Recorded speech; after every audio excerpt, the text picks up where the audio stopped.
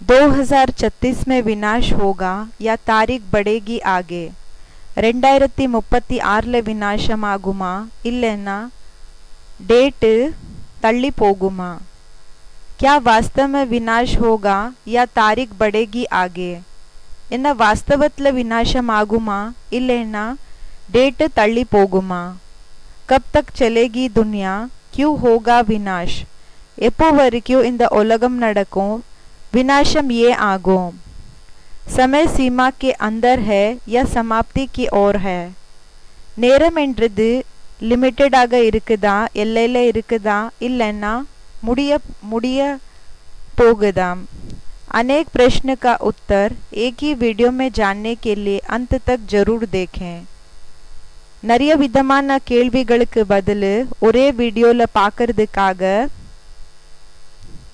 தெரிஞ்சுக்கிறதுக்காக கடைசி வரைக்கும் பாருங்க ये वक्त जा रहा है இந்த நேரம் போயிட்டு இருக்குது सृष्टि के जल्दी ही 12 बजेंगे सृष्टि சீக்கிரமாக முடிய போகுது முடிஞ்சு போய்டும் The world is on its deathbed இந்த உலகம் தன்னோட கடைசி நேரத்துல இருக்கு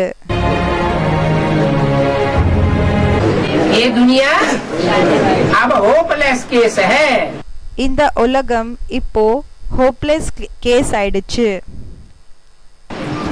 அப்படின்னா யாருமே இத ஒண்ணுமே செய்ய முடியாது अब कोई धर्म पिता कोई डॉक्टर नहीं आएगा இப்ப எந்த தர்ம பிதா எந்த டாக்டரும் வர மாட்டாங்க जो इस दुनिया को रिपेयरिंग करके लंबे समय तक இந்த உலகத்தை ரிப்பேர் பண்ணி ரொம்ப நீண்ட கால வரைக்கும் இத ஓட்டுறதுக்காக चला पाए நடத்துற போல செய்யறதுக்காக ஒண்ணு வர மாட்டாங்க होने वाला है युद्ध भयंकर யுத்தம் என்றது பயங்கரமாக ஆக போகுது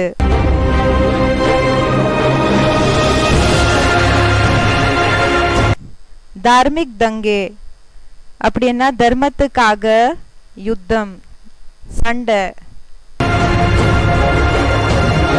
குதிரத் கா कहर இயற்கையினோட கோபம்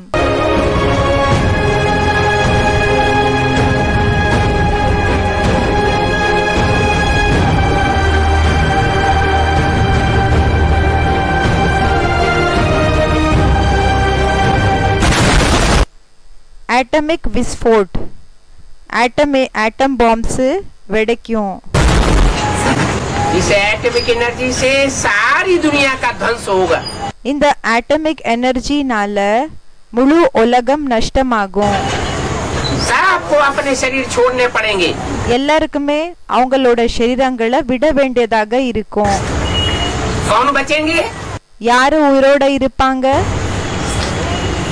वो बचेंगे யாரு மிஞ்சமாக இருப்பாங்கன்னா जिन्होंने याद की युक्ति सीखी होगी யாரு நினைவினோட யுக்திய கத்திருப்பாங்களோ அவங்க அத பிராக்டிஸ் பண்ணிருப்பாங்களோ அவங்க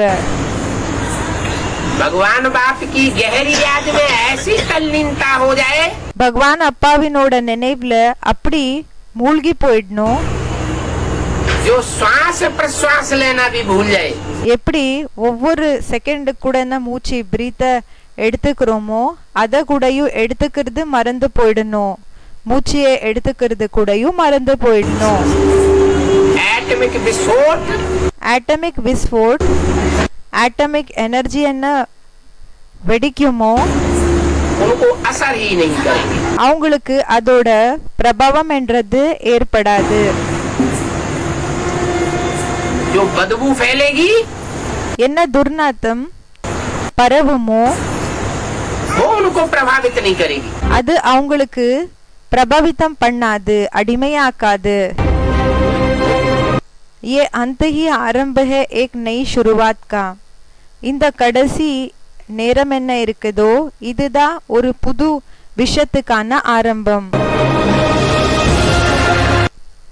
வாட்ச் ஃபுல் வீடியோ இந்த வீடியோவை முழுமையாக பாருங்க ये भौतिक विनाश जैसे अभी विनाश कितने प्रकार से होगा विनाशम எத்தனை ரூபத்துல ஆகும் எத்தனை விதமான விநாசம் ஆகும் क्लाइमेट चेंज से सब तरीके से பாபா சொல்றாங்க எல்லா ரூபத்திலயும் क्लाइमेट चेंज होना, கிளைமேட் சேஞ்ச் ஆகுறது, भूकंप आना, பூகம்பம் வருது, बरसात होना, மழை பெய்யுறது, अकाल होना, பஞ்சம் ஏற்படுறது, ये सब प्राकृतिक आपदाओं से भी विनाश होगा। இது எல்லாமே இந்த இயற்கையினோட சிற்றங்கள் மூலமா கூடயும் ஏற்படும். और एटॉमिक एनर्जी से भी विनाश होगा। பிறகு ஆட்டமிக் எனர்ஜி மூலமா கூடயும் விநாசம் ஆகும். ये मानवीय आपदाएं हैं। இது மனிதர்கள் மூலமா உருவாக்கப்பட்டிருக்கிற ஆபத்துகள், சிற்றங்கள். एक ही बार होगा या 20 साल प्रति कितना साल तक नहीं होगा? இது எத்தனை வருஷங்களுக்காக ஆகும்னு கேக்குறாங்க. दो तरह के विनाश झाड़ के चित्र में दिखाए हैं। ரெண்டு விதமான விநாசங்கள் கல்ப மரத்துல காமிக்கப்பட்டிருக்குது.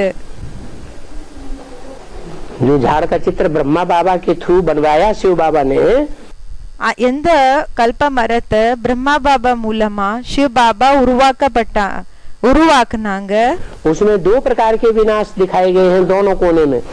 அதுல ரெண்டு விதமான விநாசங்களை காமிச்சிருக்காங்க ரெண்டு கார்னர்ஸ்ல, ஓரங்கள்ல. एक में महाभारी महाभारत युद्ध, ஒண்ணு என்னன்னா ஒண்ணுல என்ன காமிச்சிருக்காங்கன்னா மகாபாரி மகாபாரத விநாசம். जो तृतीय विश्व युद्ध के नाम से है। இது தேர்ட் வேர்ல்ட் வார், மூணாவது வேர்ல்ட் வாரினோட ரூபத்துல இருக்குது. और चतुर्थ विश्व युद्ध है एटॉमिक एनर्जी का युद्ध। பிறகு நாலாவது விஸ்வ யுத்தம், நாலாவது உலகத்தினோட போர் என்ன இருக்குதோ அது, उसमें सारी दुनिया खलास हो जाएगी। அதுல எப்படின்னா ஆட்டமிக் எனர்ஜி மூலமா ஆகும். அதுல எல்லா முழு உலகம் விநாசம் ஆயிடும். और बाबा ने बोला है, பாபா சொல்லிருக்காங்க, जब विनाश शुरू होगा तो सबसे पहले விநாசம் எப்போ ஆரம்பம் ஆகுமோ அப்போ எல்லாத்தை விட ஃபர்ஸ்ட் जोर का अकाल पड़ेगा। ரொம்ப தீவிரமாக பஞ்சம் ஏற்படும். उसी में मारा मारी शुरू हो जाएगी। அதுலயே அடிதடி என்றது ஸ்டார்ட் ஆயிடும். चाहे हिंदुस्तान हो चाहे पाकिस्तान हो। இப்போ அவங்க ஹிந்துஸ்தானா இருக்கலாம், பாகிஸ்தானா இருக்கலாம்.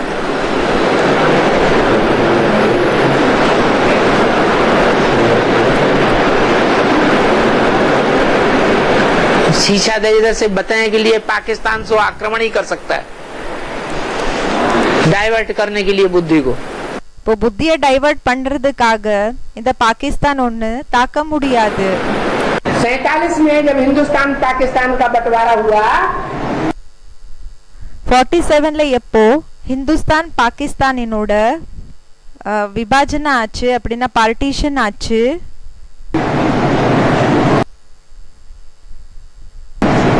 तो हिंदुस्तान के हर शहर से அப்போ ஹிந்துஸ்தானினோட ஒவ்வொரு நகரத்திலிருந்து கூடயும் जो एक ट्रेन निकली, ஒரு ட்ரெயின் என்ன வெளிப்பட்டது, वो सेफ चली गई। அது சேஃபாக போயிடுச்சு. कोई मारकाट नहीं हो पाई। எந்த விதமான அந்த ட்ரெயினை கட் பண்றது இல்லைன்னா அவங்க கொலை பண்றது அதெல்லாம் ஒண்ணுமே ஆகல. उसके बाद जो दूसरी ट्रेनें चली, அதுக்கு பிறகு ஏதெல்லாம் நெக்ஸ்ட் ட்ரெயின் ஸ்டார்ட் ஆச்சோ போச்சோ हर शहर से ஒவ்வொரு நகரத்திலிருந்து वो सब काट डाली गई। அது எல்லாமே கட் பண்ணப்பட்டது. जो आदि में हुआ என்ன ஆரம்பத்துல ஆச்சோ वो ही अंत में होता है। அதேதான் கடைசியில ஆகும். अंत में भी ऐसा ही होगा। கடைசியில கூட இப்படிதான் ஆகும்.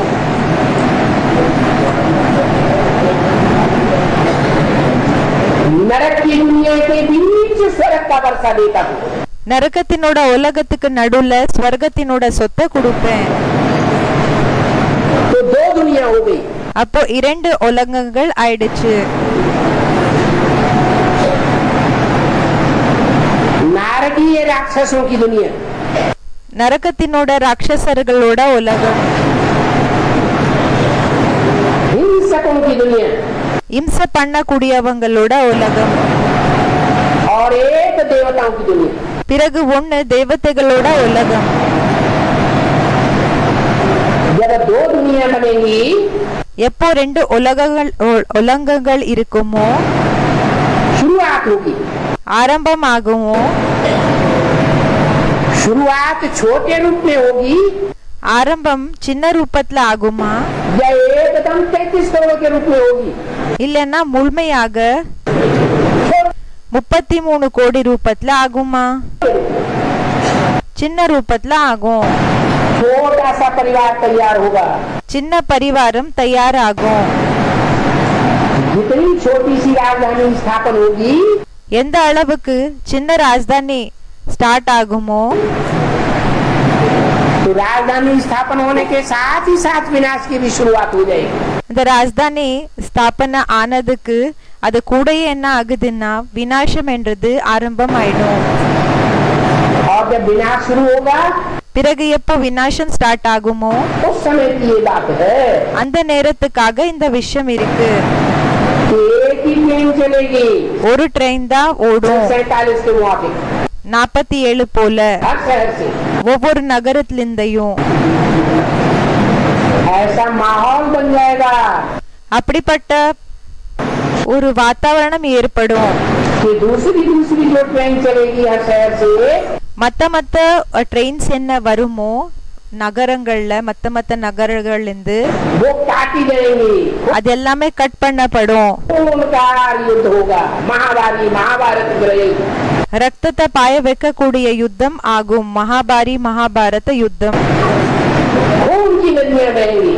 ரத்தத்தினோட நதி பாயும். ये एटम बम जो बने हुए हैं, இந்த ஆட்டம் பாம்ஸ் என்ன ரெடியா இருக்குது, वो तो फटेंगे. அது என்ன ஆகும்னா வெடிக்கும்னு சொல்றாங்க. ऐसा तो नहीं हो सकता कि वो एटम बम हमारे घर की सजावट करते रहे. அப்படி கிடையாது. அந்த ஆட்டம் பாம்ஸ் நம்மளோட வீட்டுக்கு அந்த அலங்காரத்துக்காக இருக்கும் என்ற விஷயம் இல்ல. बने तो फटाफट फटेंगे. உருவாகிருக்குன்னா டக்குன்னு அத வெடிப்பாங்க. कब फटेंगे? எப்போ வெடிக்கப்படும்? जैसे दीपावली होती है, எப்போ தீபாவளி ஆகுதோ तो धीरे धीरे करके पटाखे फोड़ना शुरू करते हैं. மெதுவா என்ன செய்யறாங்கன்னா பட்டாக்கி அடிக்கிறது ஸ்டார்ட் செய்யறாங்க. रात के 10-11 बजे तक जोर जोर से लगातार जल्दी जल्दी फटते हैं. ராத்திரி அப்படின்னா இரவு 10-12 மணி வரைக்கும் அது எப்படின்னா வேகமாக அவங்க அத வெடிச்சிட்டு இருப்பாங்க பட்டாக்கிய. 12-1 बजे जाकर के सारे पटाखे एकदम फोड़ देते हैं. 12-1 மணிக்கு என்ன ஆகுதுன்னா எல்லா பட்டாக்கிகளை ஒரே டைம்ல வெடிச்சிடுறாங்க, போட்டு வெடிச்சிடுறாங்க. ऐसे ही होगा. அதே மாதிரி தான் ஆகும். अभी धीरे धीरे कहीं कोई शहर पर धमाका होता है. இப்போ மெதுவாக என்ன ஆகுதுன்னா ஒவ்வொரு நகரம் மேல, ஏதாவது ஒரு நகரம் மேல அந்த அட்டமிக் எனர்ஜியினோட பிரபாவம் என்றது அப்படின்னா அந்த ஆட்டம் பாம்ஸ விஸ்போர்ட் பண்ணிட்டு இருக்காங்க, வெடிச்சிட்டு இருக்காங்க. जैसे इराक में हुए, எப்படி ஈராக்ல ஆச்சு, ऐसे ही आगे चल करके அதே மாதிரி தான் வருங்காலத்துல शहर शहर में रोज सुनने को मिलेंगे. ஒவ்வொரு நகரத்துல கூடயும் தினமும் கேக்குறதுக்கு கிடைக்கும். आज एटम बम से ये शहर ध्वस्त हो गया. இன்னைக்கு ஆட்டம் பம் மூலமா இந்த நகரம் விநாசம் ஆயிடுச்சு, நஷ்டம் ஆயிடுச்சு. टीवी में बैठे बैठे देखेंगे. டிவில உட்காந்து பாப்பீங்க. क्योंकि जो एटमिक वार होगी, என்ன அந்த வெடிகுண்டுகள் மூலமா என்ன வார் ஆகுமோ, उससे पृथ्वी का बैलेंस அது மூலமா இந்த ஒரு பூமியினோட பேலன்ஸ் बिगड़ जाएगा.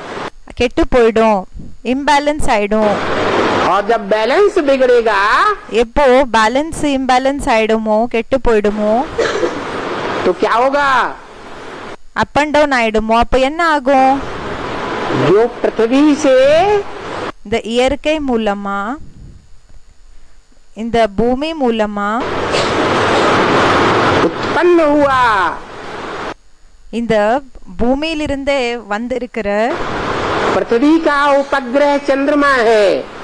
இந்த பூமியினோட உபகிரகம், பூமியிலிருந்து வந்திருக்கிற இந்த சின்ன கிரகம் நிலா, वो चंद्रमा அந்த நிலா प्रशांत सागर में आके चिपक जाएगा। பிரசாந்த் மகாசாகர்ல வந்து ஒட்டிக்கும். प्रशांत सागर में जितना पानी है, பிரசாந்த் சாகர்ல எந்த அளவுக்கு தண்ணி இருக்குமோ फिर क्या होगा? பிறகு என்ன ஆகும்? हैं? अरे जलमयी तो पहले से ही थी। அரே தண்ணிமயம் என்றது முன்னாடி இருந்தே இருந்தது. फिर क्या होगा? பிறகு என்ன ஆகும்? प्रशांत सागर का सारा पानी उफान करके पहाड़ों को भी, பிரசாந்த் மகா கடல்ல இருக்கக்கூடிய தண்ணி எல்லாமே மேல ஏறி தண்ணி எல்லாம் என்ன செய்யும்? ले डूबेगा। முழு அந்த நகரங்களையே எடுத்துக்கிட்டு அது மூழ்க வச்சிடும். जब पृथ्वी डोलेगी, எப்போ இந்த பூமி அசையுமோ तो सारे ग्रह उपग्रह डोलेंगे या नहीं डोलेंगे? அப்போ எல்லா கிரகங்கள் உபகிரகங்கள் இது எல்லாமே ஷேக் ஆகுமோ இல்லையா? அசையுமா இல்லையா? सब डोलने लगते हैं, எல்லாமே ஷேக் ஆகிறதுக்கு ஸ்டார்ட் ஆயிடும். सब आपस में टकराते हैं। எல்லாமே ஒண்ணுக்கொண்ணு மோதிக்கும். क्या? என்ன? सारे ग्रह उपग्रह எல்லா கிரகங்கள் உபகிரகங்கள் எல்லாமே என்ன செய்வாங்க? आपस में टकराते हैं ஒண்ணுக்கொண்ணு என்ன ஆகும்னா மோதிக்கும். और एकदम सारी दुनिया का पूरा विनाश பிறகு என்ன ஆகுதுன்னா முழுமையா விநாசம் हो जाता है। ஆயிடும்னு சொல்றாங்க. पूरे सौर मंडल में முழுமையா அந்த சௌர மண்டலம்னா இந்த சோலார் சிஸ்டம் என்ன இருக்குதோ அதுல धड़ाका हो जाता है। அதுல ஃபுல் அந்த வெடிச்சிடும்னு சொல்றாங்க. तो कोई ग्रह बचेगा कि नहीं बचेगा? அப்போ ஏதாவது ஒரு கிரகம் மீதியாக இருக்குமா இல்லையா? कौन सा? எது? बृहस्पति बचता है।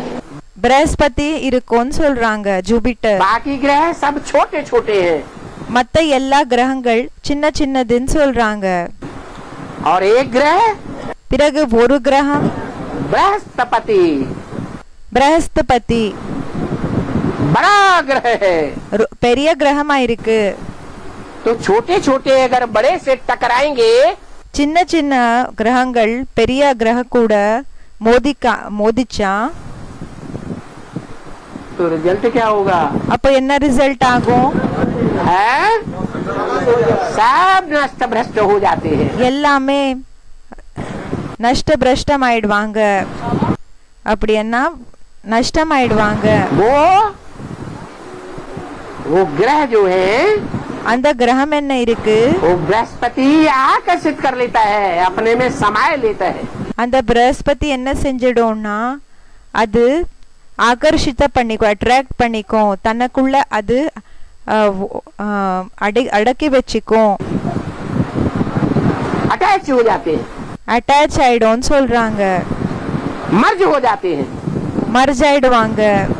जैसे चंद्रमा पृथ्वी में मर्ज हो जाता है, எப்படி சந்திரமா இந்த பூமியில மர்ஜ் ஆயிடுதோ ऐसे और ग्रह भी அதே மாதிரி தான் மற்ற கிரகங்கள் கூடயும் क्या करेंगे? टकरा टकरा करके என்ன செய்வாங்க?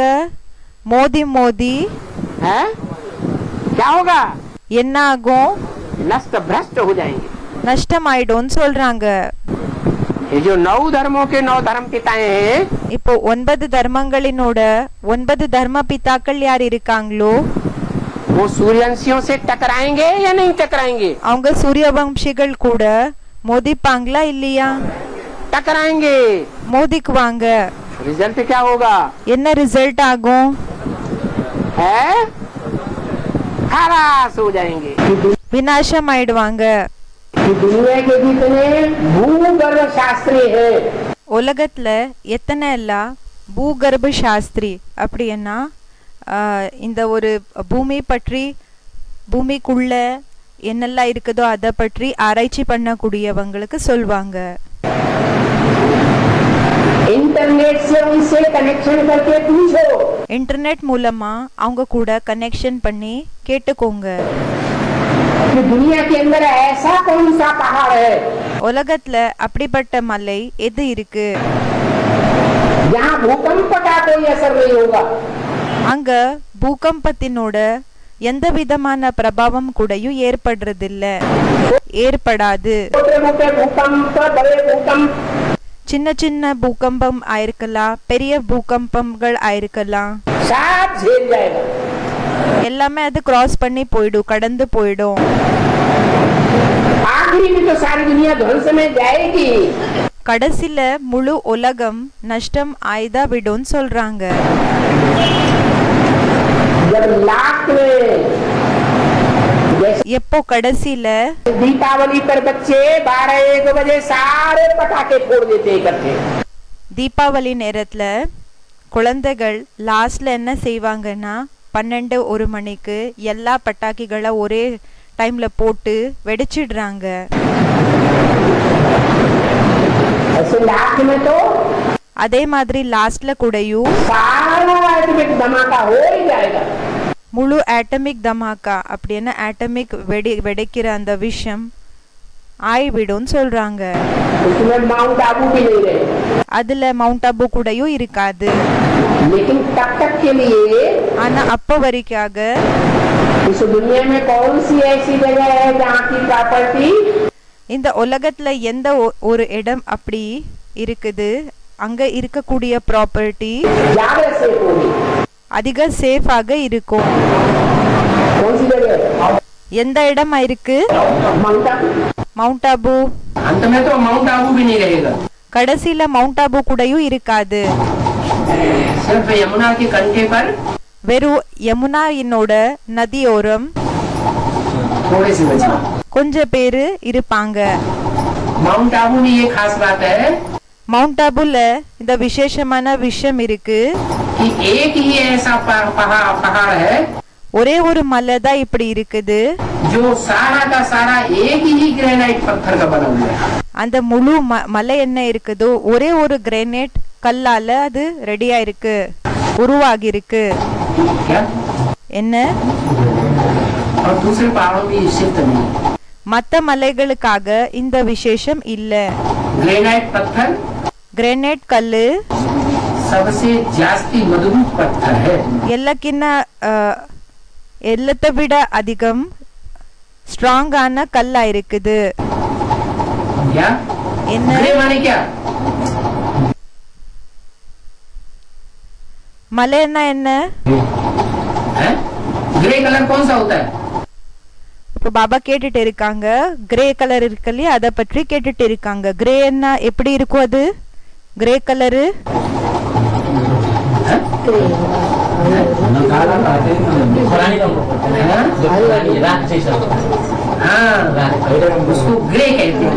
அதுக்கு கிரேன்னு சொல்வாங்க. கிரேன்னா கொஞ்சம் கொஞ்சம் ஒயிட்டாக இருக்கும். அது ஆக்சுவலி வாஸ்தவத்துல அது கருப்பு தான். பிறகு அதுக்கு கிரானைட் கல்லுன்னு சொல்லியே பேரை கொடுத்துட்டாங்க.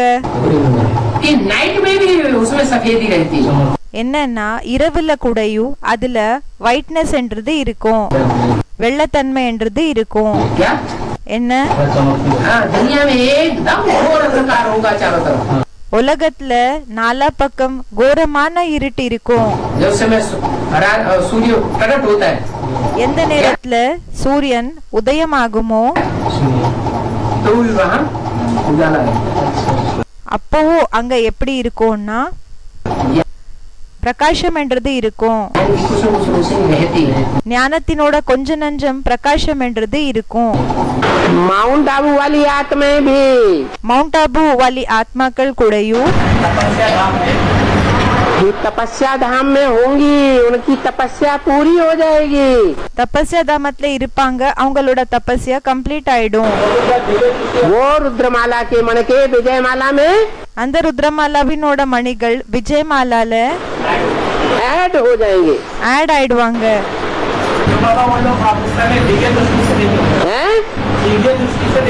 क्या? அந்த பாய் சொல்றாங்க, பாபா அந்த நேரத்துல அவங்க தெய்வீகமா திவ்ய திருஷ்டி மூலமா பாப்பாங்களான்னு கேக்குறாங்க. பாபா சொல்றாங்க, என்ன சொல்றாங்க? क्या देखेंगे? என்ன பாக்குவாங்க? हाँ जी। अरे அரே, उनकी दृष्टि तो तीसरा नेत्र परिपक्व हो जाएगा। அவங்களோட திருஷ்டி மூணாவது கண்ணு அது பர்ஃபெக்ட் இருக்கும், பரிபக்வமாக இருக்கும்னு சொல்றாங்க. ध्यान से देखेंगे। கவனமாக பாத்தீங்கன்னா बंद आंखों के साक्षात्कार से भक्त लोग देखते हैं। இப்போ அந்த கண்ணை மூடி என்ன சாட்சாத்காரம் ஆகுது இல்லையா, அந்த சாட்சாத்காரம் பக்தர்களுக்கு ஆகுது. और ज्ञानी बुद्धि रूपी तीसरे नेत्र से सब कुछ देखते हैं। பிறகு ஞானிகள் புத்தி ரூபமான மூணாவது கண்ணு மூலமா எல்லாமே பாக்குறாங்க. भूतल देखे शैलबन भूतल भूर निदान, रामायण में भी कहा है।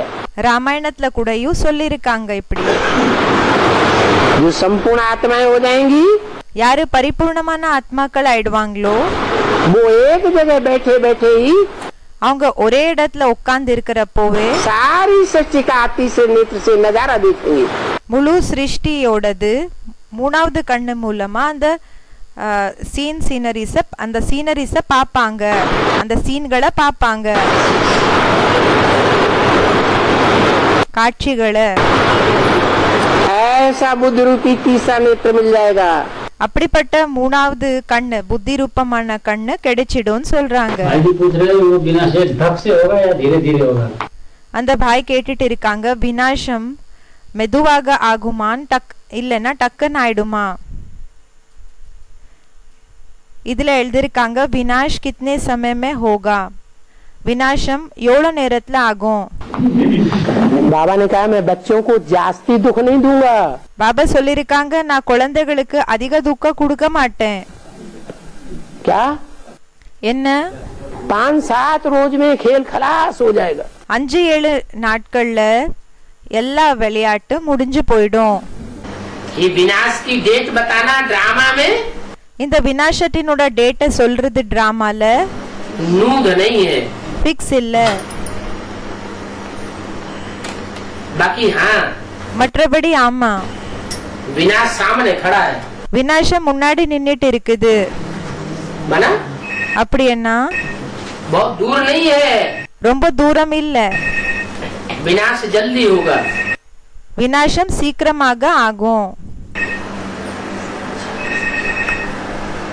इसके लिए இதுக்காக जल्दी जल्दी पुरुषार्थ करना है।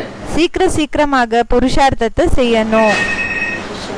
अगर पुरुषार्थ कम होगा ஒருவேளை புருஷார்த்தம் குறைஞ்சிருந்ததுன்னா तो हमारा ही विनाश हो जाएगा। அப்ப நம்மளோடது விநாசம் ஆயிடும்.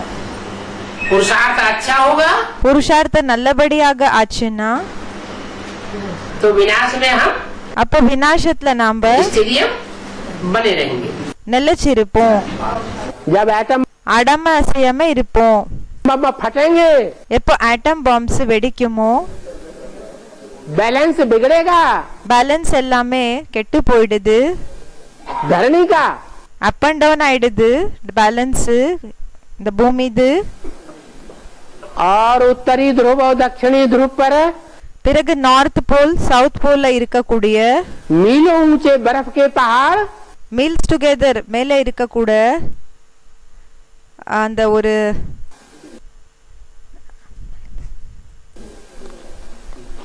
அந்த ஐசினோட மலைகள் என்ன இருக்குது, அது எப்படின்னா ரொம்ப உயர்ந்த இதுல போயிருக்கு இல்லையா, ரொம்ப ஹைட்டா இருக்கு இல்லையா, அது எல்லாமே என்ன ஆகும்னா टूट टूट के समंदर में तैरने लगेंगे। அது எல்லாமே உடைஞ்சு போய் என்ன ஆகும்னா கடலுக்கு வந்து சேர்ந்துடும். समंदर का स्तर கடலினோட அந்த லெவலு மட்டம் என்ன இருக்கு, बढ़ जाएगा। அதிகமாயிடும். और बड़े बड़े भूकंप आने से பிறகு பெரிய பெரிய பூகம்பம் வர்றதுனால ज्वालामुखी फट पड़ेंगे, ढेर के ढेर। நெருப்பு குழம்புகள் என்ன ஆகும்னா நெருப்பு குழம்புன்றது வெடிக்கும் அதிகதிலும் அதிகம்னு சொல்றாங்க. तो वातावरण गर्म हो जाएगा या ठंडा हो जाएगा? அப்போ வாतावरणம் என்ன ஆயிடும்? ठंडा ஆயிடுமா, கூல் ஆயிடுமா, இல்லன்னா சூடாயிடுமா? एक तो एटम बम फटेंगे, ஒன்னு ஆட்டம் பம்ஸ் வெடிக்கும், दूसरे ज्वालामुखी फटेंगे. இன்னொன்னு तो दुनिया எப்படின்னா का वातावरण இந்த ஜுவாலாமுகி அப்படின்னா இந்த நெருப்பு குழம்பு இருக்கு இல்லையா அது கூடயும் வெடிக்கும். அப்போ அந்த உலகத்தினோட வாतावरणம் என்ன இருக்கு அதோடது गर्म हो जाएगा, ஹீட் ஆயிடும்னு சொல்றாங்க.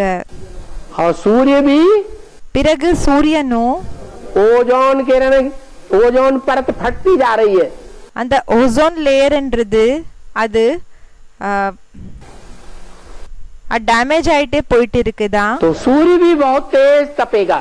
அப்போ சூரியன் கூடயும் ரொம்ப ஹெவியாக அது டெம்பரேச்சர் ஹெவி ஆயிடும் சூரியனோடது கூடயும். तो जब समंदर का स्तर बढ़ेगा, எப்போ கடலினோட லெவல் நீர்மட்டம் அதிகமாயிடும். बढ़ेगा कि नहीं बढ़ेगा? बम्बई डूबेगी कि नहीं डूबेगी? அதிகமாகுமா இல்லையா? இந்த பாம்பே மூழ்கி போகுமா இல்லையா? सागर के किनारे के शहर डूबेंगे. கடலுக்கு ஓரம் இருக்கக்கூடிய நகரங்கள் மூழ்கி போயிடும். तो जो जल है, அப்போ தண்ணி என்ன இருக்கு? गर्मी के कारण இப்போ ரொம்ப சூடா இருக்கிற காரணத்தினால खौलने लगेगा. அது குதிக்கும்னு சொல்றாங்க. सागर का சாகரினோட கடலினோட தண்ணி குதிக்கும்னு சொல்றாங்க, பாயில் ஆகும். सागर का पानी जब बॉइल्ड वाटर बनने लगेगा, கடலோட தண்ணி எப்போ பாயில்டு வாட்டர் ஆயிடுமோ, அந்த குதிக்கிற நீர் தண்ணி ஆயிடுமோ, तो भाप बन के ऊपर उड़ेगा ना. அது ஆவியாகி எல்லாமே மேலே பறந்து போகும் இல்லையா? कि नहीं उड़ेगा? பறந்து போகாதா? और सारी दुनिया में उड़ेगा. பிறகு முழு உலகத்துல இப்படி பறந்து போகுமா ஆவியாகி? ये सिर्फ भारत में ही उड़ेगा? இல்லனா வெறும் பாரத்ல தான் இப்படி பறந்து போகுமா? सारी दुनिया में भाप बन के उड़ेगा. முழு உலகத்துல அந்த ஆவி என்ன இருக்குது அது பறந்து போகும். कई दिनों तक मूसलाधार बरसात होगी. ரொம்ப நாள் வரைக்கும் தொடர்ந்து மழை பெஞ்சிட்டே இருக்கும். जैसे कोल्ड स्टोरेज बड़े बड़े देखे, எப்படி கோல்டு ஸ்டோரேஜஸ் இருக்கும் இல்லையா, பெருசு பெருசானது, அது பார்த்திருக்கீங்களா? पानी ठंडा करने के लिए क्या करते हैं? இந்த தண்ணிய கூலாக வச்சுக்கிறதுக்காக என்ன செய்யறாங்க? है? पानी को ठंडा करने के लिए क्या करते हैं?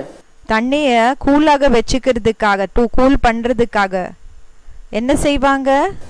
குளிராக இருக்கணும்னு சொல்லி हाँ, बूंद बूंद करके ஒவ்வொரு டிராப் ஆக हवा के अंदर से डालते हैं, तो पानी ठंडा हो जाता है. அந்த காலி என்ன வரும் இல்லையா, அதுல தண்ணி கூடயும் டிராப் டிராப்பா விடுவாங்க. அதனால என்ன ஆகும்னா கூலாக இருக்கும்ன்றதுக்காக இப்படி செய்வாங்க. तो जी ये அந்த காத்துக்குள்ள என்ன செய்வாங்கன்னா காத்துக்குள்ள அந்த டிராப் டிராப்பா தண்ணி விடுவாங்க, இதனால கூலாக இருக்கும். भाप बन करके ऊपर उड़ेगा என்ன ஆவியாகி மேலே போகுமோ, और बरसेगा कई दिन तक. அப்போ ரொம்ப நாள் வரைக்கும் அது அப்படியே தண்ணி மழை பெஞ்சிட்டே இருக்கும். तो वातावरण में 0 डिग्री से भी नीचे जाएगा या नहीं जाएगा? அப்போ வாतावरण என்றது என்ன ஆயிடும்? 0 டிகிரிக்கு இன்னும் கீழே இறங்கி போயிடுமா இல்லையா டெம்பரேச்சர்? सारी दुनिया बर्फ का घर முழு உலகம் ஐஸோட வீடு बन जाएगी. ஆயிடும்.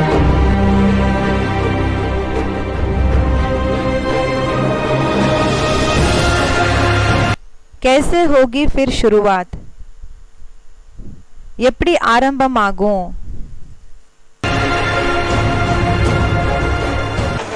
बाप कहते हैं आत्मा और शरीर दोनों को शुद्ध बनाने के लिए அப்பா சொல்றாங்க ஆத்மா பிறகு சரீரம் ரெண்டு கூடையும் சுத்தப்படுத்துறதுக்காக சுத்தமாக ஆக்குறதுக்காக बाप राय देते हैं मन मना भव। அப்பா வழிய காமிக்கிறாங்க சஜஷனை கொடுக்கறாங்க மன்மனா பவ இதுல எழுதிருக்காங்க கஞ்சன் காயா ये ऐसा मंत्र है இது அப்படிப்பட்ட மந்திரமா இருக்குது जिससे तुम्हारी आत्मा भी शुद्ध बनेगी இதுல உங்களோட ஆத்மாவும் சுத்தமாகும் பிறகு आत्मा रूपी बीज शुद्ध बनने के बाद ஆத்மா ரூபமான விதை சுத்தம் ஆனதுக்கு பிறகு तुम्हारा शरीर भी உங்களோட சரீரம் கூடயும் निरोगी कंचन काया बनता जाएगा। ஆரோக்கியமான கஞ்சன் காயா ஆகிறதுக்கு ஸ்டார்ட் ஆயிடும் उसी जन्म में बनेगा இந்த ஜென்மத்திலேயே ஆகுமா या अगले जन्म में बनेगा? இல்லன்னா நெக்ஸ்ட் ஜென்மத்துல ஆகுமா इसी जन्म में कंचन काया बनेगा। இந்த ஜென்மத்திலேயே கஞ்சன் காயா ஆகும் अगर तुम्हारा इसी जन्म में कंचन काया न बने ஒருவேளை உங்களோட கஞ்சன் காயா இந்த ஒரு ஜென்மத்திலேயே ஆகலைன்னா तो ब्रह्मा सरस्वती जैसे बच्चे और उनके फॉलोअर सब तो वो तथाकथित ब्राह्मण ब्राह्मणियां பிரம்மா இல்லன் அப்போ பிரம்மா பிறகு பிரம்மாவோட ஃபாலோவர்ஸ் அந்த பேருக்காக இருக்கக்கூடிய பிராமன் பிராமணியர்கள் वो सतयुग में जाके प्रिंस प्रिंसेस के रूप में तुमसे जन्म कैसे लेंगे?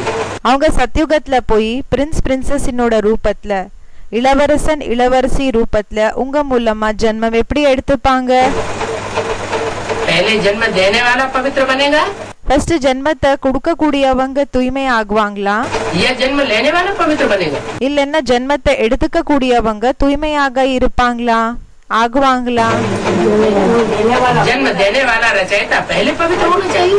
ஜென்மத்தை கொடுக்க கூடிய படைப்பவர் ஃபர்ஸ்ட் தூய்மையாக இருக்கணும் एक शरीर छोड़ दूसरा लेना है। ஒரு சரீரத்தை விட்டு இன்னொரு சரீரத்தை எடுத்துக்கணும் क्या என்ன ये जो शरीर है இந்த சரீரம் என்ன இருக்கு जो तामसी शरीर है தாமசி சரீரம் என்ன இருக்கு वो योग बल से அது யோக பலம் மூலமா इतना पावन बन जाएगा எந்த அளவுக்கு பாவனா ஆயிடும்னா कि जैसे सर्प बड़े आराम से कैचुल त्याग देता है எப்படி பாம்பு ரொம்ப ஆராமாக ரொம்ப அமைதியாக தன்னோட சட்டைய விட்டுடுது ऐसे ये 5 तत्वों की बनी हुई तामसी खल அதே மாதிரி தான் இந்த பஞ்ச தத்துவங்கள் மூலமா உருவாகி இருக்கிற இந்த தமோ பிரதானமா இருக்கிற சட்டை छूट जाएगी போயிடும் और नई खल பிறகு புது சட்டை मिल जाएगी। கிடைக்கும்னு சொல்றாங்க இந்த தோல்ன்றது கிடைக்கும் माने कंचन काया बनेगी। அப்படின்னா கஞ்சன் காயா ஆயிடும் जैसे कोई फल है எப்படி ஏதோ ஒரு பழம் இருக்கு और फल का एक हिस्सा सड़ने लगा அந்த பழத்தினோட ஒரு பாகம் கெட்டு போகிறதுக்கு ஸ்டார்ட் ஆயிடுச்சு उस सड़े हुए फल का वो हिस्सा जो है उसके सहित हम फ्रीज में रख देते हैं। அந்த கெட்டு போயிருக்கிற அந்த பாகம் இருக்கு இல்லையா அது கூடயே நம்ம என்ன செஞ்சிடுறோம்னா அத ஃப்ரிட்ஜ்ல வச்சிடுறோம் அந்த பழத்தை तो वो सड़ांध फिर आगे बढ़ेगी नहीं बढ़ेगी। जो भी सड़ांध है वो அப்போ என்ன அது கெட்டு போயிருக்கு இல்லையா அது அப்படியே இருக்குமா ஏதெல்லாம் கெட்டு போயிருக்கிற அந்த போர்ஷன் இருக்குதோ पानी बह के बन करके बह जाएगी। அது என்னன்னா தண்ணி ஆகி அப்படியே அது போயிடும் सड़ांध में गर्मी होती है என்ன கெட்டு போயிருக்கிற பொருள் இருக்குல்ல இடம் இருக்கும் இல்லையா அதுல ஹீட்னஸ்ன்றது இருக்கும் சூடாக இருக்கும் அந்த இடம் वो पानी बह करके बह जाएगी அது தண்ணி ஆகி அது ஃப்ளோ ஆயிடும் बाकी फल सारा सुरक्षित रहेगा। மற்றபடி முழு அந்த பழம் அப்படியே சேஃபாக இருக்கும் तो ऐसे ही அதே மாதிரி தான் योग बल से जिन्होंने अपनी इंद्रियों को सात्विक बनाया है யோக பலம் மூலமா யாரு அவங்களோட இந்திரியங்களை சாத்விகமாக ஆக்கியிருப்பாங்களோ वो सात्विक इंद्रियां அந்த சாத்விகமான இந்திரியங்கள் नई दुनिया में पहुंचेंगी। புது உலகத்துக்கு போகும் और जो सड़ांध है वो सब खत्म हो जाएगी। பிறகு என்ன கெட்டு போயிருக்குதோ அது எல்லாமே முடிஞ்சு போயிடும். जिस समय आत्मा आएगी ऊपर से எந்த நேரத்துல ஆத்மா மேலிருந்து கீழே வருமோ तो सात्विक शरीर में ही प्रवेश करेगी। அப்போ சாத்விகமான சரீரத்துல தான் பிரவேசம் செய்யும். सड़ांध से उसका कनेक्शन नहीं होगा। அந்த கெட்டு போயிருக்கோம் இல்லையா அது கூட கனெக்ஷன் இருக்காது.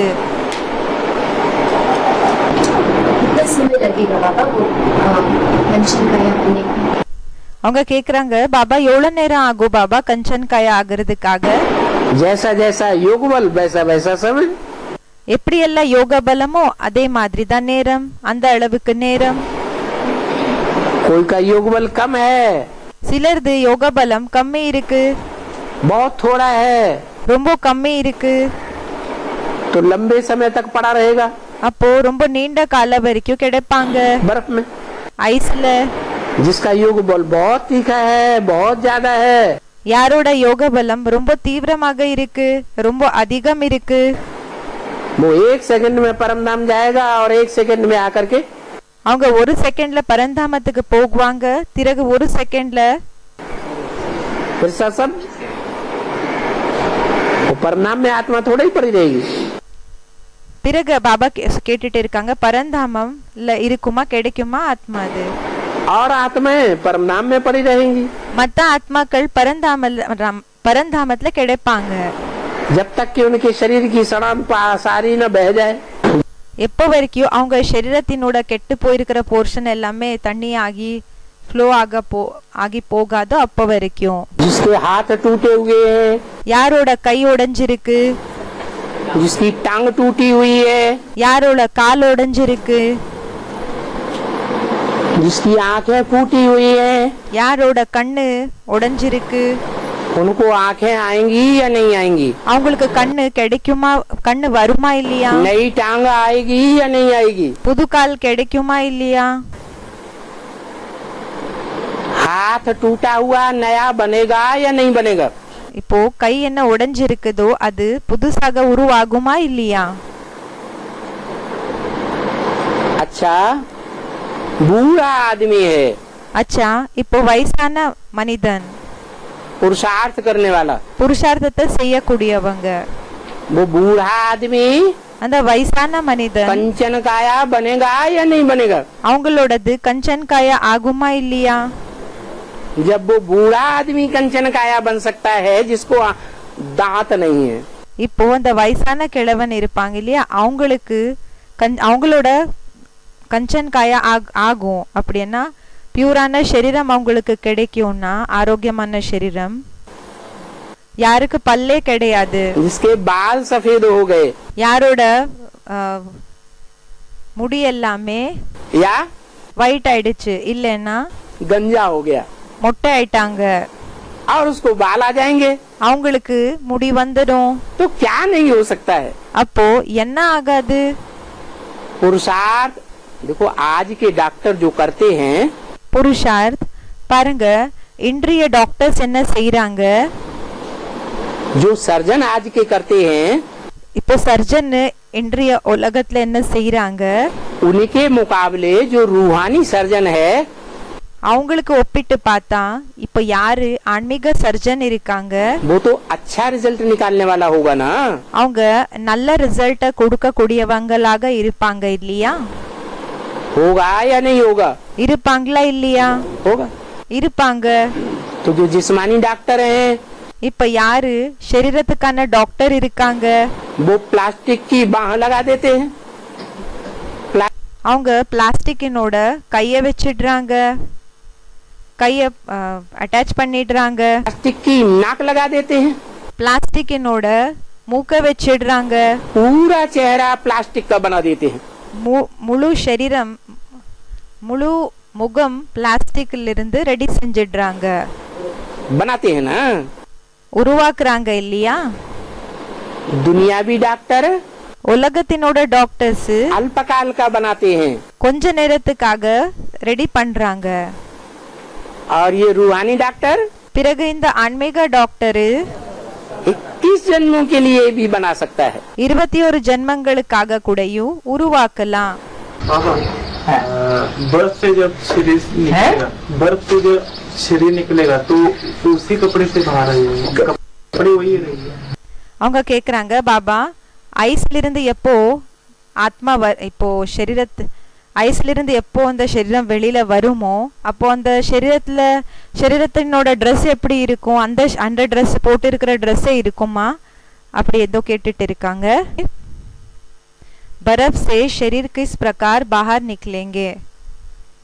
ஐஸ்ல இருந்து சரீரம் எந்த ரூபத்துல வெளியில வரும்?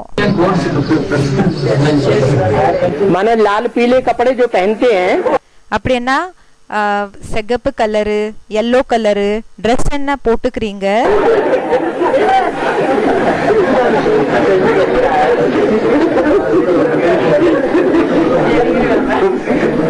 एक पूछने वाला बच्चा भूल गया.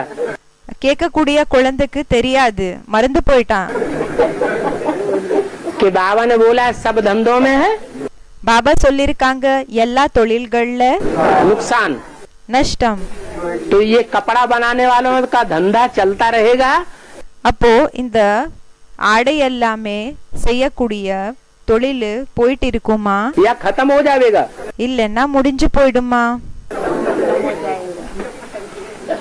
तो जब कपड़ा बनाने वालों का धंधा ही खत्म हो जाएगा, இப்போ இந்த ஆடைகள் எல்லாமே உருவாக்குற இந்த தொழிலே முடிஞ்சு போயிடுச்சுன்னா तो जो बर्फ में दबेंगे वो कपड़े पहने हुए होंगे. அப்போ யாரு ட்ரெஸ் போட்டு இருப்பாங்களோ அவங்க ட்ரெஸ் போட்டு இருப்பாங்களா? तब तक कपड़े रहेंगे. அப்படின்னா இந்த ஐஸ்ல இருந்து யாரு வெளியில வராங்களோ அப்போ அவங்க ட்ரெஸ் போட்டு இருப்பாங்களா என்ன? அப்போ வரைக்கும் இந்த ட்ரெஸ் எல்லாம் இருக்குமா? இல்ல. वो बर्फ में दबने वाले शरीर அந்த ஐஸ்ல रूपी वस्त्र ही ஐஸ்ல என்ன சரீரம் என்ன ஸ்டோர் ஆகும் இல்லையா, அந்த சரீரமே எப்படி இருக்கும்னா असली वस्त्र हो जाएंगे. அந்த சரீரமே உண்மையான ஆடை ஆயிடும். उनको वस्त्रों की दरकार அவங்களுக்கு ஆடைகளோட அவசியம் रहेगी ही नहीं. இருக்கவே இருக்காது.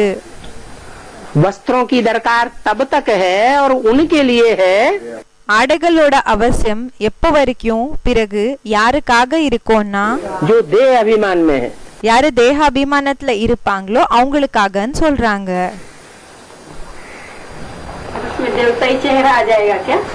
அவங்க கேக்குறாங்க தேவதைகளோட முகம் வந்துருமான்னு கேக்குறாங்க. देवताई आत्मा आत्मिक स्थिति वाले बन जाएंगे. தேவதாய் ஆத்மா ஆத்மிக ஸ்திதி இருக்கக்கூடியவங்களாக ஆயிடுவீங்க. जैसे देवताओं के चेहरे देखने से रूहानियत झलकती है, எப்படி தேவதைகளோட முகம் பாக்குறதுனால ஆன்மீக தன்மைன்றது தென்படுது, ऐसी स्टेज बन जाएगी. அப்படிப்பட்ட ஸ்டேஜ் ஆயிடும்னு சொல்றாங்க. जब विनाश होगा எப்ப விநாசம் ஆகுமோ तो ये जो भी विदेश हैं, அப்ப ஏதெல்லாம் விதேசம் இருக்கு, चाहे अमेरिका है, चाहे कनाडा है, இப்ப அமெரிக்கா இருக்கலாம், கனடா இருக்கலாம், चाहे यूरोप है, இப்போ யூரோப்பா இருக்கலாம், चाहे अफ्रीका है और चाहे अरब देश है, ஆப்பிரிக்கா இருக்கலாம், அரப் தேசங்கள் இருக்கலாம், ये तुम्हारे पिकनिक स्थान बन जाएंगे. இதெல்லாம் உங்களுக்காக பிக்னிக் பண்றதுக்கான இடம் ஆயிடும். माना அப்படி என்ன इनका कोई न कोई टापू जमीन वो पानी के ऊपर रह जाएगा. அப்படின்னா இந்த இடத்தினோட ஏதாவது ஒரு போர்ஷன் என்றது தண்ணிக்கு மேல இருந்துடும் சொல்றாங்க. தூவி இருந்துடும், தூவு இருந்துடும். वहाँ तुम जाकर के पिकनिक मनावेंगे. அங்க போய் நீங்க பிக்னிக்க கொண்டாடுவீங்க. तो बताओ इतनी इतनी दूर से लोग बच्चे जो है, அப்ப பாருங்க இவ்வளவு தூரத்திலிருந்து குழந்தைகள் जब जलवायु होगी, எப்போ தண்ணிமயம் ஆகுமோ, जलवायु के बाद बर्फ ही बर्फ हो जाएगी, தண்ணிமயம் ஆனதுக்கு பிறகு வெறும் ஐஸ் தான் இருக்கும். तो वहाँ कुछ दबेंगे कि नहीं दबेंगे? அங்க கொஞ்ச பேரு அதுல ஐஸ்ல ஸ்டோர் ஆயிடுவாங்களா இல்லையா, அமங்கி போயிடுவாங்களா இல்லையா? वहां से यहाँ आ जाएंगे तो यहाँ की तुम्हें क्या चिंता है? அங்கிருந்து இங்க வந்துடுவாங்கன்னா இங்க இருக்கக்கூடியவங்களுக்கு என்ன கவலை? अरे यहाँ जो दबेंगे அரே இங்க யாரு அமங்கி போகுவாங்களோ ஐஸ்ல, उनमें आत्मा प्रवेश करेगी, பிறகு ஆத்மா அவங்களுக்குள்ள பிரவேசம் செய்யும். वो पावरफुल होंगे, அவங்க பவர்ஃபுல்லாக இருப்பாங்களா? आत्मा संपन्न बनी हुई होगी ஆத்மா பரிபூர்ணமாக இருக்குமா या तमो प्रधान होगी? இல்லன்னா தமோ பிரதானமாக இருக்குமா? दर्द हो रहा है कैसे चले? வலிக்குது எப்படி நடக்கிறது? ऐसे तकलीफ होगी शरीर में क्या? அப்படி கஷ்டமாகுமா शरीरத்துக்கு? नहीं, இல்ல. पहले भी लोग एक देश से दूसरे देश में जाते थे, முன்னாடி கூடயும் ஜனங்க ஒரு தேசத்திலிருந்து இன்னொரு தேசத்துக்கு போயிட்டு இருந்தாங்க. तो कैसे जाते थे? அப்போ எப்படி போயிட்டு இருந்தாங்க? घोड़े पे चढ़ के जाते थे, बताओ। எப்படின்னா குதிரை மேல ஏறி போயிட்டு இருந்தாங்க. பாருங்க, अभी 10 मील घोड़े पे चढ़ो, देखो सारे हड्डियां टूट जाएगी। இப்போ 10 மைல் எப்படின்னா நீங்க இதுல குதிரையில ஏறி பாருங்க, எல்லா எலும்பு எல்லாமே உடைஞ்சு போயிடும். 10 மைல் போகிறதுக்காக கூடயும் ஆகுறது இல்லைன்ற விஷயத்த சொல்லிட்டு இருக்காங்க. अभी प्रैक्टिस खत्म हो गई, இப்போ பிராக்டிஸ் முடிஞ்சு போயிடுச்சு. मूसलाधार बरसात होकर के தொடர்ந்து அந்த ஒரு மழை என்ன பெய்யுமோ सारी दुनिया में ठंडा वातावरण हो जाएगा, बर्फ ही बर्फ जम जाएगी। முழு உலகத்துல வாத்தாவரணம் எப்படின்னா குளிராயிடும். வாத்தாவரணத்துல ஃபுல் எப்படின்னா ஐஸ் தான் பரவிடும். ஐஸ் எப்படின்னா ஜாம் ஆயிடும்.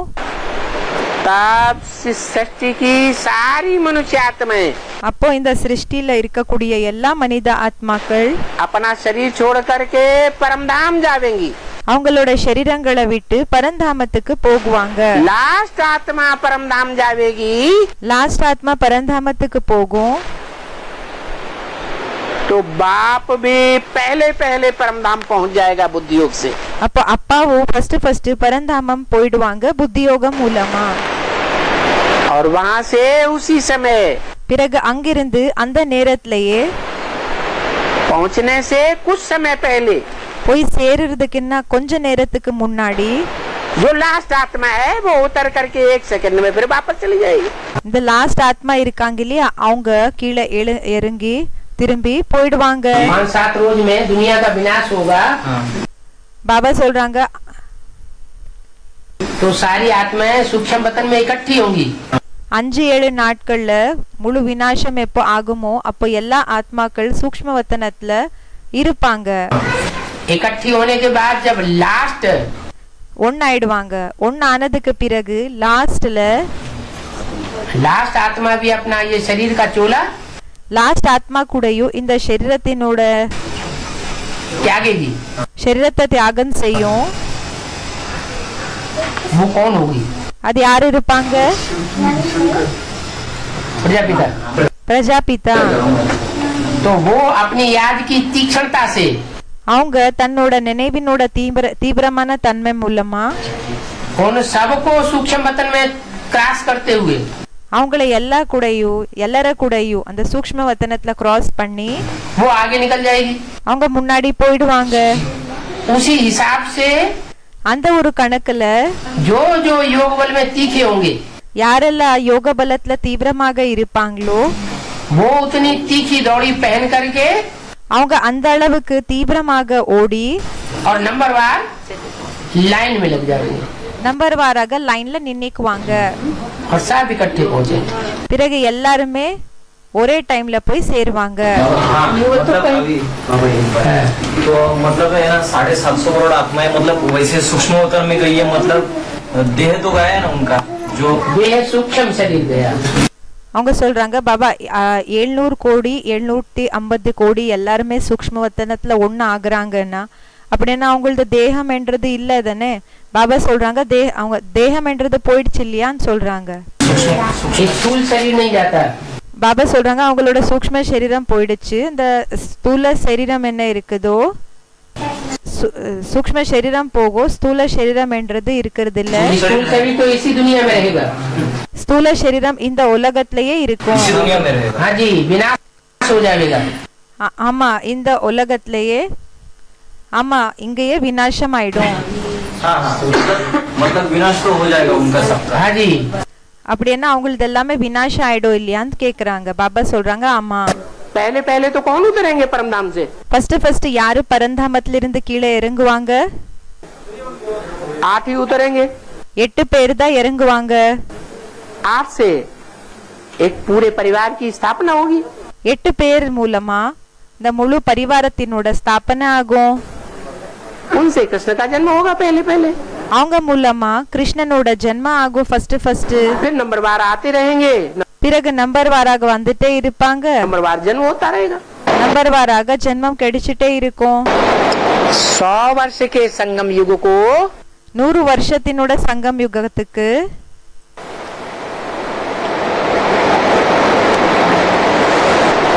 कहाँ तक समाप्त होना चाहिए? எங்க வரைக்கும் அது முடியணும்? ज्यादा से ज्यादा 100 वर्ष संगम युग को दो। அதிகத்திலும் அதிகம் 100 வருஷம் சங்கம் யுகத்துக்கு கொடுங்க. तो सिर्फ आत्माओं के लिए बोला होगा। அப்போ வெறும் ஆத்மாக்களுக்காக சொல்லிருப்பாங்களா? आत्माओं से बात की होगी। ஆத்மாக்கள் கூட பேசியிருப்பாங்களா? मनुष्य आत्माओं को समझाया होगा மனித ஆத்மாக்களுக்கு புரிய வச்சிருப்பாங்களா? या जड़ तत्वों को समझाया होगा? இல்லன்னா ஜட தத்துவங்களுக்கு புரிய வச்சிருப்பாங்களா? ये 100 साल ज्यादा में ज्यादा कब पूरे होंगे? இந்த 100 வருஷம் அதிகத்திலும் அதிகம் எப்போ கம்ப்ளீட் ஆகும் முடியும்? है 2036 में पूरे होते हैं। 36ல கம்ப்ளீட் ஆகுது. कि जड़ तत्व भी संपन्न बन जाएंगे। இந்த ஜட தத்துவங்கள் கூடயும் பரிபூர்ணம் ஆயிடும் 36 में 36ல. है आत्माएं संपन्न बन जाएंगी। ஆத்மாக்கள் பரிபூர்ணம் ஆயிட்டாங்கன்னா ये तो बुद्धि में आता है, இந்த விஷயம் புத்தில வருது. क्योंकि आत्माएं चैतन्य होने के कारण ஏன்னா ஆத்மாக்கள் சைத்தன்யமாக இருக்கிற காரணத்தினால आत्माएं जल्दी समझेंगी। ஆத்மாக்கள் சீக்கிரமாக புரிஞ்சுப்பாங்க. मनुष्य आत्माएं खास, மனித ஆத்மாக்கள் விசேஷமாக और सुधर जाएंगी नंबरवार। பிறகு திருந்திடுவாங்க நம்பர் வாராக. बाकी 5 तत्व மற்றபடி 5 தத்துவங்கள் और 5 तत्वों का बना ये शरीर, பிறகு 5 தத்துவங்கள் மூலமா உருவாக்கி இருக்கிற இந்த शरीरम वो भी सुधर जाएंगे क्या? அது கூடயும் திருந்திடுமா? है? है? नहीं सुधरेंगे திருந்தாது. तो उनकी कोई वैल्यू नहीं देंगे। அப்போ அவங்களுக்கு என்ன வேல்யூ கொடுக்க மாட்டீங்களா? எந்த விதமான வேல்யூ கொடுக்க மாட்டீங்களா? उनको सुधरने का टाइम नहीं देंगे। அவங்களுக்கு திருந்துறதுக்காக டைம் கொடுக்க மாட்டீங்களா? है?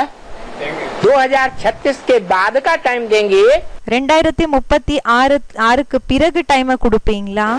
या 36 के अंदर ही टाइम देंगे? இல்லன்னா 36க்கு முன்னாடியே அதுக்குள்ளேயே டைம் கொடுப்பீங்களா? बाद का टाइम देना पड़े। பிறகு டைம் கொடுக்க வேண்டியதாக இருக்கும். तो कहाँ तक देंगे? இப்போ எங்க வரைக்கும் கொடுப்பீங்க? है? 2036 के बाद का टाइम देंगे 2036க்கு பிறகு டைம் கொடுப்பீங்களா? या 36 के अंदर ही टाइम देंगे? இல்லன்னா 36க்குள்ளேயே டைம் கொடுத்துடுவீங்களா? बाद का टाइम देना पड़े। பிறகு டைம் கொடுக்க வேண்டியதாக இருக்கும். அதுக்கு பிறகு டைம் கொடுக்க வேண்டியதாக இருக்கும்.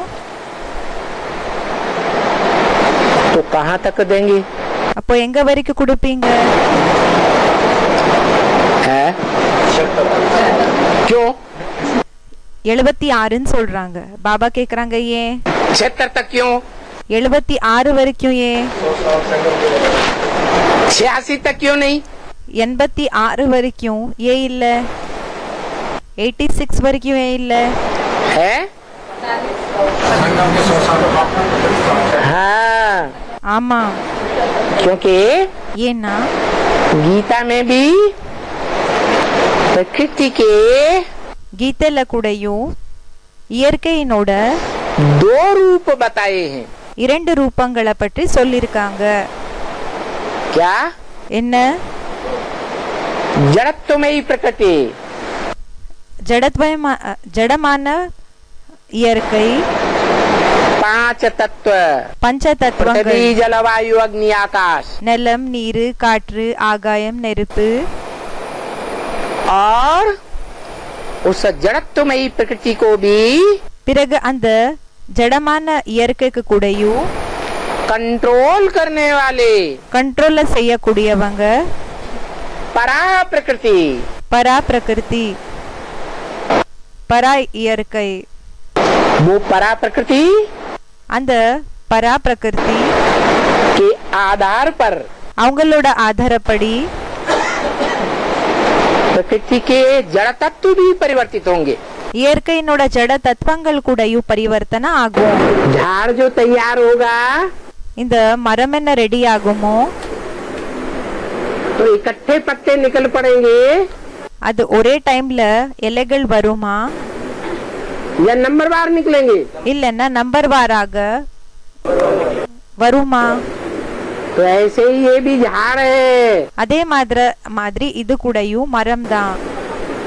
राधा कृष्ण रूपी बच्चे पैदा होंगे ராதா கிருஷ்ண ரூபமான குழந்தைகள் ஜென்ம எடுத்துக்குவாங்க. तो अकेले पैदा होंगे அப்போ ஒண்டியாக ஜென்ம எடுத்துக்குவாங்களா? या उनके परिवार के जितने भी भांति होंगे नजदीकी आत्माएं 84 जन्मों की, இல்லன்னா அவங்களோட பரிவாரத்தினோட மெம்பர்ஸ் யாரெல்லாம் இருப்பாங்களோ கிட்ட இருக்கக்கூடியவங்க 84 ஜென்மங்கள்ல கிட்ட वो सारी साथ में आएंगी அவங்க எல்லாருமே கூட एक வருவாங்களா? एक सेकंड के अंतर से. ஒவ்வொரு செகண்டினோட வித்தியாசத்துல. बाबा सतयुग की आदि में श्री कृष्ण की आत्मा जब गद्दी पर बैठेगी சத்யுகத்தினோட ஆரம்பத்துல ஸ்ரீ கிருஷ்ணனோட ஆத்மா எப்போ கத்தில உட்காருவாங்களோ तो कितनी की एज होगी अंदाजा? 18 साल. அவங்களுக்கு அப்ராக்சிமேட்லி எவ்வளவு வயசு இருக்கும்னு கேக்குறாங்க. பாபா சொல்றாங்க 18 வருஷங்கள். 18 साल 20 साल 25 साल ज्यादा 18 20 வருஷங்கள், அதிகதிலும் அதிகம் 25 வருஷங்கள். एक्यूरेट तो बाबा बताते नहीं. ஆக்யூரேட் பாபா சொல்லுறது இல்ல. कई वाणियों में ऐसे सुना है जी 60-65 में सतयुग में आदमी जवान होता है जी. இப்போ சில முரளிச நான் கேட்டிருக்கேன் வாணிகள்ல, சத்யுகத்துல 60-65 வருஷங்களுக்கு மனிதன் இளைஞர்களினோட ஸ்டேஜுக்கு வரான்னு சொல்லி கேட்டிருக்கேன். 150 साल एज है जी. 150 வருஷங்கள் ஆயுள் இருக்கும். 60-65 में जवान होगा. 60-65 இயர்ஸ்க்கு இளைஞர்களினோட அந்த இளைஞர்களினோட ஸ்டேஜை அட்டெண்ட் பண்றான்னு சொல்லி பண்ணுவாங்க மனிதன் சொல்லி கேள்விப்பட்டிருக்கேன்னு சொல்றாங்க பாய். 60 साल में बच्चा पैदा होगा, जवान नहीं बोला. 60 வருஷத்துல என்ன ஆகும்னா குழந்தைக்கு ஜென்மன்றது கொடுப்பாங்க, ஜென்ம எடுத்துக்கும். இளைஞர்கள் ஆகிற விஷயத்தை பற்றி சொல்லல. जवानी और बुढ़ापा होता ही नहीं. அங்க இளைஞர்கள் ஆகுறது இல்லைன்னா இந்த வயசான ஸ்டேஜ் அட்டெண்ட் பண்றது அங்க இருக்கவே இருக்காது. सतयुग में न जवानी होती है और न बुढ़ापा. जैसे गाय का बच्चा अभी अभी पैदा हुआ अभी अभी, அங்க சத்யுகத்துல இளைஞர்கள் ஆகுறது வயசாகிறது அந்த விஷயமே இருக்கிறது இல்ல. எப்படி இப்ப பசுமாடு இந்த கண்ணுக்குட்டி இருக்கோ இல்லையா, அது இப்போதான் ஜென்ம எடுத்துக்கோ உடனடியே என்ன செய்யும், उछल के और दौड़ के भाग जाता है. அப்படியே அது ஜம்ப் பண்ணி ஓடி போயிடுது. सतो प्रधान जानवर है ना, சத்தோ பிரதானமா இருக்கிற விலங்கா இருக்கு இல்லையா. तो ये एक मिसाल है. அப்போ இது ஒரு எக்ஸாம்பிள் ஆயிருக்கு, உதாரணமா இருக்கு. ऐसे ही सतयुग में जो भी मनुष्य होंगे सब सात्विक होंगे. அதே மாதிரி சத்யுகத்துல யாரெல்லாம் மனிதர்கள் இருப்பாங்களோ அவங்க எல்லாருமே சாத்விகமாக இருப்பாங்க. वहाँ बच्चे को 2-2, 3-3 साल पालना लेने की दरकार. அங்க குழந்தைகளுக்கு ரெண்டு வருஷங்கள் 3 வருஷங்கள் பாலனை எடுத்துக்கிற அவசியம் नहीं है, இருக்காது. वहाँ बुढ़ापा होता ही नहीं। அங்க வயசான ஸ்டேஜ்ன்றது இருக்கவே இருக்காது. हाँ, ये बताया है। ஆமா, இந்த விஷயத்த சொல்லிருக்காங்க. और बाबा जो कुछ बात बताते हैं பிறகு பாபா ஏதெல்லாம் பேச்சுகளை சொல்றாங்க, वो संगम युग की बात बताते हैं அது சங்கம் யுகத்தினோட பேச்ச சொல்றாங்களா या सतयुग की बताते हैं? இல்லன்னா சத்யுகத்தினோட பேச்ச சொல்றாங்களா? जो लक्ष्य देते हैं என்ன லட்சத்தை கொடுக்கறாங்க, वो संगम युग के अंदर का लक्ष्य देते हैं அது சங்கம் யுகத்துக்குள்ள இருக்கக்கூடிய லட்சத்தை கொடுக்கறாங்களா या सतयुग का लक्ष्य दिया है? இல்லன்னா சத்யுகத்தினோட லட்சத்தை கொடுத்தாங்களா? सतयुग में होगी उतरती कला சத்யுகத்துல இறங்கும் கலைன்றது இருக்கும். और संगम युग में होगी பிறகு சங்கம் யுகத்துல இருக்கும் चढ़ती कला। ஏறும் கலை. तो जो 60 साल बताए हैं, இப்போ 60 வருஷம் என்ன சொல்லிருக்காங்க, 50-60 साल में बच्चा पैदा होता होगा।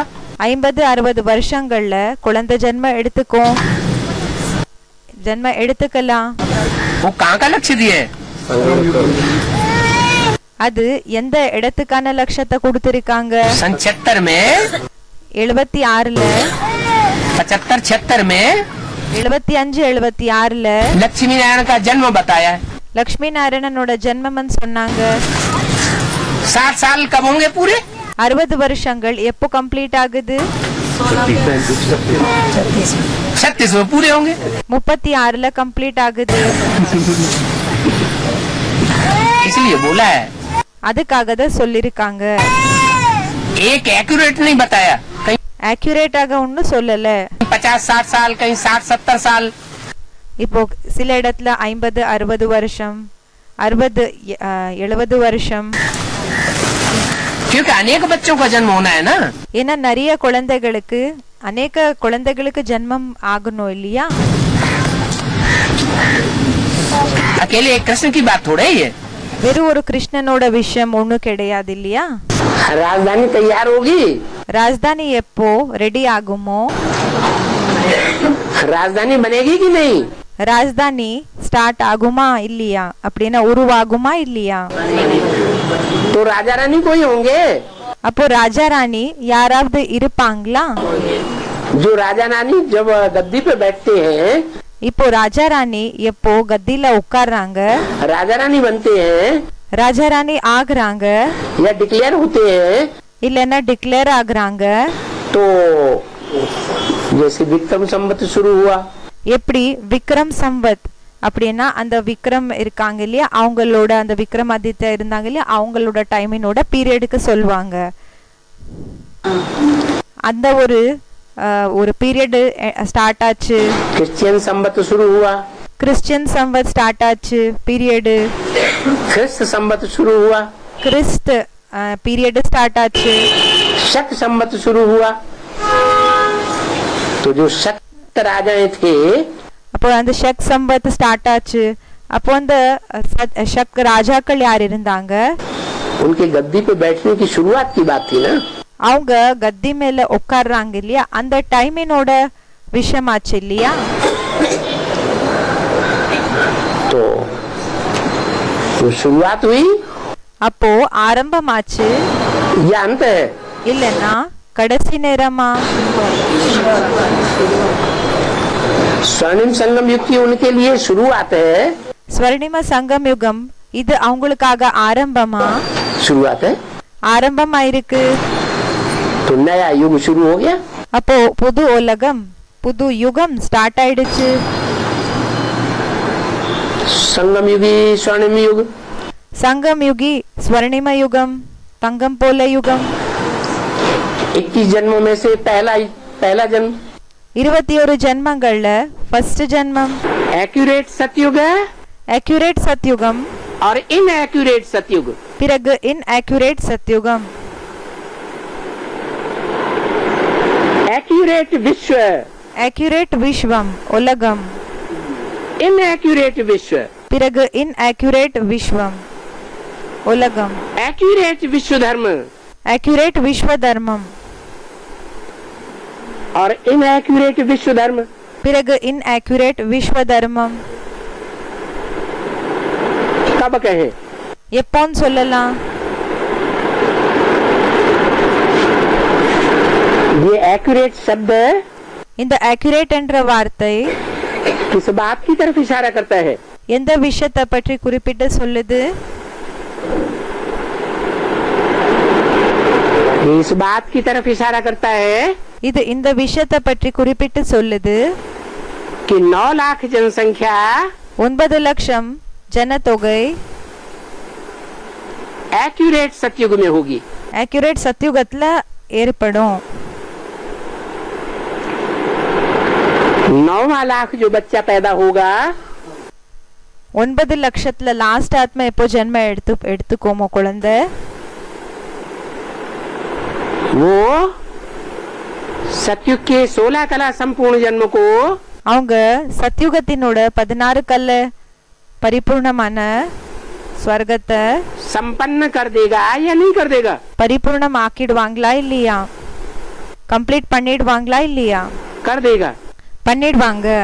तो जनसंख्या के आधार पर बाबा ने बताया, அப்போ ஜனத்தொகையினோட ஆதாரப்படி பாபா சொன்னாங்க एक्यूरेट सतयुग accurate சத்யுகம் कब होगा? எப்போ ஆகும்? जब कृष्ण के जन्म के बाद எப்போ கிருஷ்ணனோட ஜென்மத்துக்கு பிறகு 150 वर्ष की आयु पूरी होगी 150 வருஷங்கள் கம்ப்ளீட் ஆகும்। तो 9 लाख जो आत्मा है परम धाम में से இப்போ 9th லேக், இந்த 9 lakhsல லாஸ்ட் ஆத்மா பரந்தாமத்திலிருந்து वो नीचे उतर आएगी। அந்த ஆத்மா கீழே இறங்கிடும்। राधा कृष्ण जैसे 4.5 लाख बच्चे ராதா கிருஷ்ணர்கள் போல 4 லட்ச குழந்தைகள் सतयुग में नीचे आ जाएंगे। சத்யுகத்துல கீழே வந்துடுவாங்க। राधा कृष्ण को जन्म देने वाले माँ बाप जैसे बच्चे हैं ராதா கிருஷ்ணர் போல ஆத்மாக்களுக்கு ஜென்ம கொடுக்கக்கூடிய அம்மா அப்பா वो तो संगम युग में ही नीचे उतर चुके होंगे। அவங்க சங்கம் யுகத்திலே கீழே இறங்கி இருப்பாங்க। तो बताया அப்போ சொன்னாங்க 16 कला संपूर्ण 16 கல பரிபூர்ணம் सतयुग की पूरी स्थापना तब कहेंगे சத்யுகத்தினோட முழு ஸ்தாபனை எப்போன்னு சொல்லலாம்னா जब सतयुग की पूरी आबादी எப்போ சத்யுகத்தினோட முழு அந்த ஒரு कितनी பாப்புலேஷன் ஜனத்தொகை हो जाएगी? எவ்வளோ ஆயிடும்? 9,16,108। 9,16,1108